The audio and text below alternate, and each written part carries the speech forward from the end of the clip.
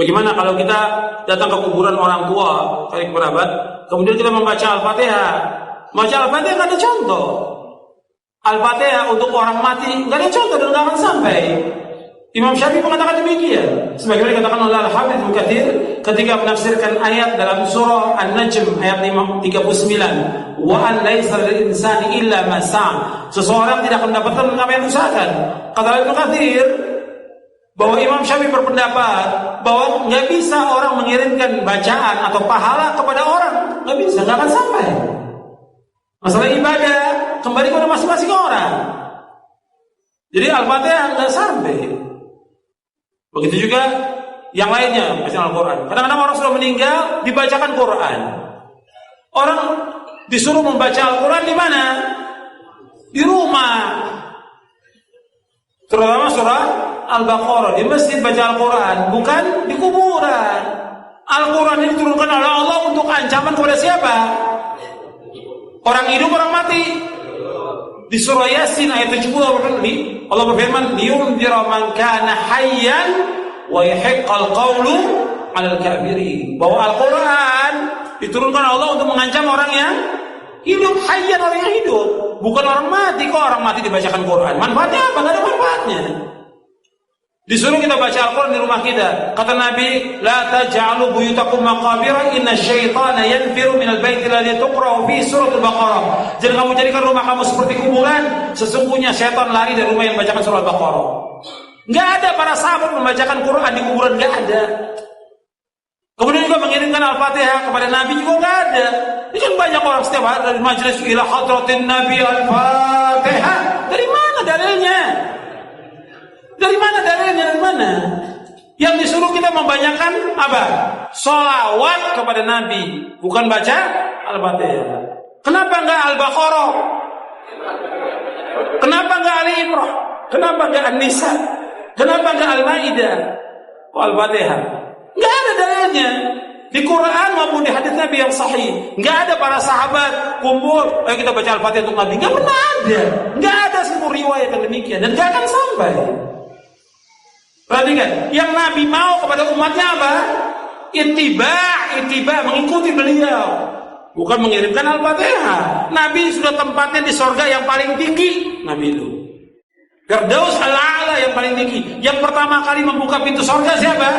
Rasulullah SAW. Kita kayak banyak amalan aja mengirimkan Fatihah ke Rasulullah. Kita membahas bahwa Nabi Muhammad tak pernah menganjurkan untuk mengirim Al-Fatihah untuk orang yang sudah meninggal. Apakah betul Pak Ustaz? Apakah ada hadisnya? Kalau ada orang meninggal dunia, hadis pertama, kalau ada orang meninggal dunia, asri'u lahu, cepat-cepatlah kuburkan. Jangan jenazahnya tahan lama-lama. Saya sampaikan sudah ke istri saya, kalau aku mati, cepat-cepat kuburkan. Mati maghrib, ba'da isya kuburkan. Bagaimana makam malam? Abu Bakar Siddiq meninggal dimakamkan malam. Tempat kita banyak lampu. Tak ada menggali, carikan ekskavator. Jangan tunggu sampai besok. Sudah saya sampaikan itu. Ini meninggal sore, ditunggulah sampai besok. Kenapa belum jadi kuburkan? Tunggu zuhur. Habis zuhur, anak pula delay pesawat Lion Air 3 jam dari Surabaya. Sampai jam 5 sore, kata sambutan dari RT, RW, tokoh masyarakat, nenek mama, orang Sumando, sadonyo. Panjang cerita. Kalau bolehlah jenazah itu di dalam ngokok. Capek lah. Mama betul juga. Tak sabar mau ikut ruang interview ujian dia. Nah, cepat-cepat. Setelah kalian kuburkan cepat-cepat, bacakanlah pada bagian kepalanya Al-Fatihah.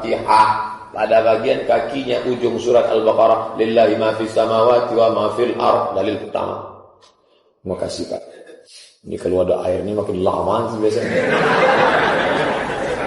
Dalil kedua, kata Abdullah bin Umar bin Khattab, anak Umar bin Khattab, dalam kitab Ar-Ruh, murid Imam Ibnu Taimiyah punya murid namanya Imam Ibnu Qayyim Al-Jauziyah, nama kitabnya Ar-Ruh. Kalau nanti aku mati, tolong bacakan pangkal surat Al-Baqarah sampai wa ulaika humul muflihun, dan bacakan ujung surat Al-Baqarah, lillahi ma fis samawati wa ma fil ardh. Dalil yang kedua.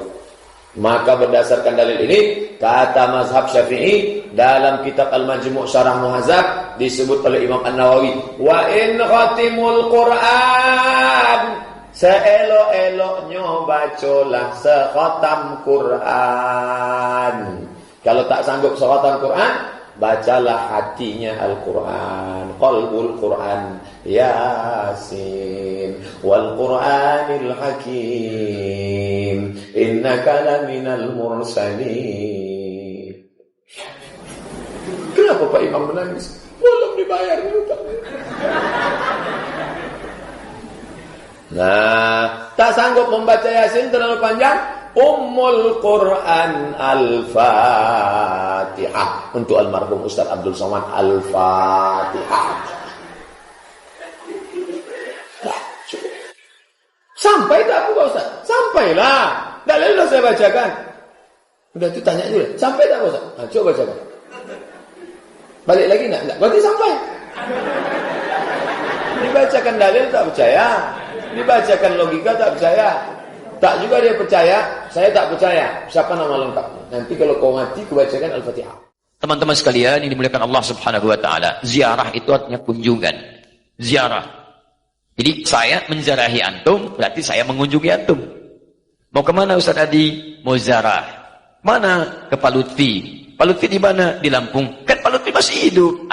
Ziarah itu bukan mengunjungi orang yang wafat saja. Ziarah itu bisa diartikan mengunjungi orang yang masih hidup. Bisa. Jadi ziarah artinya kunjungan. Kunjungan. Baik ya? Nah sekarang, bolehkah kita mengunjungi orang yang sudah wafat? Boleh. Apa yang dikunjunginya? Kuburnya. Makanya ada istilah ziarah kubur. Mengunjungi orang yang wafat dalam kuburnya. Apa yang dilakukan? Mendoakan mereka. Jadi Nabi bahkan mengatakan, silakan. Lihat-lihat. Kuntu nahaitukum an ziyaratil kuburi fal'ana fazuruha. Itu dalilnya. Dulu saya pernah larang Anda untuk ziarah kubur. Dulu itu saat iman lemah. Ada kebiasaan di jahiliyah, kalau ada orang meninggal, itu mereka meratap-ratap untuk menunjukkan bahwa orang ini orang baik. Diratap, ada yang rubuk-rubuk rambut, ada yang mukul-mukul begini. Bahkan nanti gini, saking populernya kesan itu dianggap orang baik, sampai ada jasa penyewaan orang nangis. Jasa nyewa orang nangis. Jadi kalau ada dikenal orang buruk misalnya, disewa nih berapa orang rombongan untuk nangis saja, nangis terus meratap-ratap. Ada itu zaman jahiliyah. Jadi begitu ada kebiasaan seperti itu, jadilah kultur di masyarakat. Biasanya budaya itu muncul karena biasa. Biasa itu dari kebiasaan. Kebiasaan begitu jadi tradisi nantinya. Maka ketika ada tradisi itu kuat di masyarakat, iman mulai lemah. Di awal-awal iman masih lemah maksud saya. Karena masih lemah, belum ada penguatan tauhid yang kuat, muncul kebiasaan itu, maka dilarang oleh Nabi sallallahu alaihi wasallam untuk sementara waktu ziarah kubur. Larangan datang. Kenapa dilarang? Bukan gak boleh ziarah. Bukan gak boleh ziarah. Larangannya karena dikhawatirkan ketika ada yang meninggal, tradisi tadi lebih kuat daripada awal-awal keislaman, muncullah seperti itu. Sehingga maaf, iman yang seharusnya muncul, teman-teman sekalian, itu terhenti, terbatasi oleh nilai-nilai tradisi yang tadi. Maka setelah imannya kuat, paham bisa membedakan, mana doa, mana diskusi, mana ceramah, mana ngobrol, kan? Mana kemudian teman-teman sekalian bisa mendoakan dengan baik, mana yang bisa meningkatkan iman, mana yang bisa mengurangi iman. Dari situlah kemudian, ini yang paling menarik, muncullah sabda Nabi, kuntu nahaitukum an ziyaratil kuburi. Dulu saya larang kalian ziarah kubur karena dikhawatirkan kalian meratap, minta-minta pada yang tidak baik. Fal'ana fazuruha. Sekarang ziarahi. Di ziarah kubur itu hukumnya boleh. Sekarang antum katakan, saya ingin ziarah Wali Songo. Boleh. Apa yang dilakukan saat ziarah itu? Turunkan lagi hadis-hadis Nabi-nya. Doakan mereka. Apa doanya? Salam dulu. Assalamualaikum ya ahlad diyar. Minal mu'minina wal mu'minat. Wal muslimina wal muslimat. Wa nahnu insya'allahu bikumul lahiqun. Ziarah. Bahkan antum kepada Nabi. Ke Madinah, ziarah. Begitu setelah selesai sholat Raudhah, antum lewat Babu Salam, lewat itu kan ziarah. Assalamualaikum ya Rasulullah. Assalamualaikum ya Abu Bakr. Assalamualaikum ya Umar radhiyallahu taala anhuma. Antum ke Baqi ziarah. Assalamualaikum ya ashaban Nabi sallallahu alaihi wasallam. Assalamualaikum ya ahlad diyar. Minal mu'minina wal muslimin wal mu'minat wal muslimina wal muslimat wa nahnu insyaallahu bikumul lahiqun. Datang ke Wali Songo, ziarah. Apa darahnya? Sampaikan salam. Salamnya yang tadi. Setelah itu apa? Itu sunnah Nabi, berdoa. Allahumma ighfir lahum warhamhum wa'afihim wa'fu anhum wa akrim nuzulahum wasi' madkhalahum wa naqqihim minal khataaya kama yunaqqa thawbul abyadu minad danas. Doakan mereka. Ya Allah, alirkan pahala pada mereka. Ya Allah, berikan kemuliaan pada mereka yang telah membawa risalah dakwah ke Nusantara. Ya Allah, muliakan keluarganya. Ya Allah, berikan kekuatan ya Allah kepada keluarganya dalam keadaan yang terbaik. Selesai, itulah ziarah kubur. Lalu sampaikan, ya Allah, kami pun sadar kami kapan pun akan diwafatkan. Maka wafatkan kami ya Allah seperti Engkau wafatkan mereka dalam keadaan yang terbaik. Sudah. Makanya kata Nabi, cara terbaik meningkatkan iman, mengunjungi, berziarah atau ingat pada kematian. Sering lewat alam kubur mengingatkan kita mendekatkan diri pada Allah Subhanahu wa taala. Yang tidak boleh, maaf, minta-minta di kuburan. Pegang nisan, kan? Pak, tolong, Pak, cucu saya mau lahiran, tolong. Makanya saya datang ke sini. Untuk ngapain datang ke situ? Yang di situ saja nggak bisa keluar. Antum itu yang di situ. Itu yang tidak tepat. Jadi yang dilarang itu minta-minta pada yang tidak dibenarkan. Kalau zarahnya nggak ada masalah. Lalu bagaimana kemudian menyikapi yang seperti ini? Antum bikin zarah. Cari ustaz yang bagus. Datang kemudian, di situlah diadakan taklim. Terangkat. Ini loh risalahnya. Saya pernah itu. Ya, tur, jejak Islam di Nusantara. Bukan Islam Nusantara, jejak Islam di Nusantara. Beda antara Islam Nusantara dengan jejak Islam di Nusantara. Kami susuri Pak, sampai ke Aceh Pak. Aceh, dari Aceh. Kami kunjungi makam Syekh Abdul Rauf As-Singkili. Datang. Terus saya terangkan taklim dulu. Syekh Abdul Rauf itu masuknya ke Aceh seperti ini. Kemudian menyampaikan begini, risalah Islamnya begini. Setelah itu kita datang. Mana buktinya beliau ada? Kita kunjungi. Sampai ke tempat makamnya dari kuburannya. Masuk ke situ kita berdoa. Saya pimpin doanya. Begini cara berdoanya. Sampaikan begini, begini, begini. Sudah, ayo kita pulang. Saya sampai ke Lasem.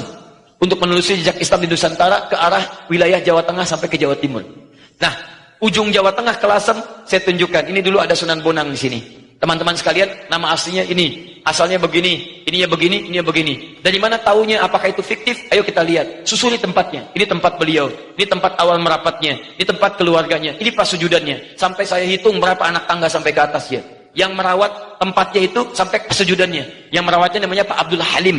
Begitu antum naik sampai ke atas, sebelah kiri. Di situ antum temukan nanti yang pegang kuncinya Pak Abdul Halim. Ketika bertemu dengan beliau, indah sekali. Pak, ini bukan makam ya. Bukan makam, makamnya itu bukan yang di sini, ini cuma pas sujudannya. Pas sujudan itu tempat beliau kemudian memetakan wilayah, berdoa kepada Allah, minta diberikan kekuatan, bersujud di situ, sholat menghadap ke arah kiblat, seperti Nabi naik ke Gua Hira. Lalu memohon kepada Allah beri petunjuk, setelah itu berdakwah di lingkungan sekitaran. Makamnya bukan di sini Pak, tapi yang di bawah. Disamarkan makamnya supaya tidak ada yang mengkultuskannya. Indah keterangannya. Saya ajak jamaah untuk mendengarkan itu semua. Tuh, kan? Sering tertipu kita. Makanya ditutup tuh pas sujudannya juga supaya tidak ada yang mengkultuskan itu. Cuman lihat ke situ, baik, terangkan. Kalau sudah seperti itu enak taklim kitanya. Di sejarahnya paham, ada tokohnya, ada bekasnya, kemudian kita mendoakan, setelah itu kita pulang, selesai. Jadi kita itu tidak harus saling mencela, "Wah, ada wali songo, begini begini begini." Alah, antum ini kenapa sih? Sebelum bilang nggak ada, lihat dulu. Lihat, pahami, baca kisahnya, pelajari, ambil inspirasinya. Kalau ada yang meninggalnya, doakan seperti antum datang ke makam Uhud. Datang ke situ, antum doakan, cerita di situ, selesai. Seperti antum datang ke makam Nabi, berdoa di situ, bahas sekitarannya, pulang, selesai. Itulah teman-teman sekalian. Jadi kita ambil cara yang hikmah. Jelas ya? Nah, jadi kita pun tidak harus menyakiti orang lain, tapi meluruskan dengan cara-cara yang terbaik. Hikmah. Ya. Di karena masjidnya al-hikmah, selalu ini yang muncul.